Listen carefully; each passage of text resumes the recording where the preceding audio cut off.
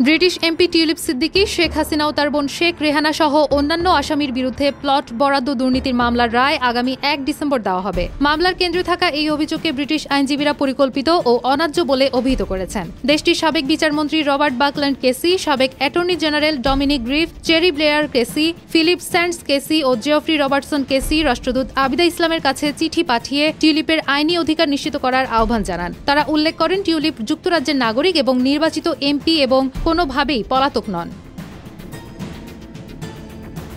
মামলায় অভিযোগ উঠেছে, শেখ হাসিনাকে দিয়ে টিউলিপ তার মায়ের জন্য পূর্বাচলে প্লট বাগিয়ে নিয়েছেন, যা তিনি স্বীকার করেননি। আইনজীবীরা জানান, টিউলিপের আইনি প্রতিনিধিকে কাজ করতে বাধা দেওয়া হয়েছে এবং তার মেয়ে হুমকির সম্মুখীন হয়েছেন। তারা আরও বলেছেন, টিউলিপের অভিযোগের বিষয়বস্তু সম্পর্কে যথাযথভাবে জানানো হয়নি, ফলে তার সাধারণ আইনি অধিকার ভঙ্গ হয়েছে। এই কারণে তারা মামলাটিকে অন্যায্য ও পরিকল্পিত বলে আখ্যায়িত করেছেন।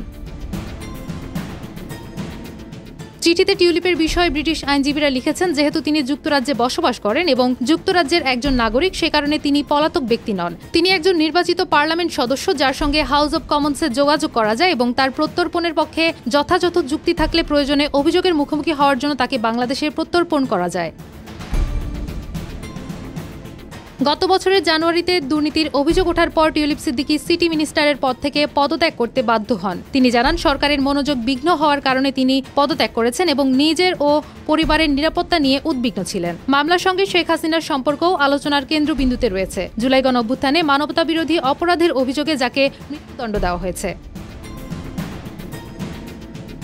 চলমান এই মামলার রায় আগামী ১ ডিসেম্বর প্রকাশিত হলে তা আন্তর্জাতিক পর্যবেক্ষক ও দুই দেশের কূটনীতিকদের নজরে থাকবে। এটি শুধুমাত্র টিউলিপের ব্যক্তিগত বিচার নয়, বরং ব্রিটিশ নাগরিক হিসেবে তার আইনি অধিকার রক্ষা এবং আন্তর্জাতিক মানদণ্ডে ন্যায্য বিচার নিশ্চিত করার ক্ষেত্রে গুরুত্বপূর্ণ ঘটনা হিসেবে দেখা হচ্ছে।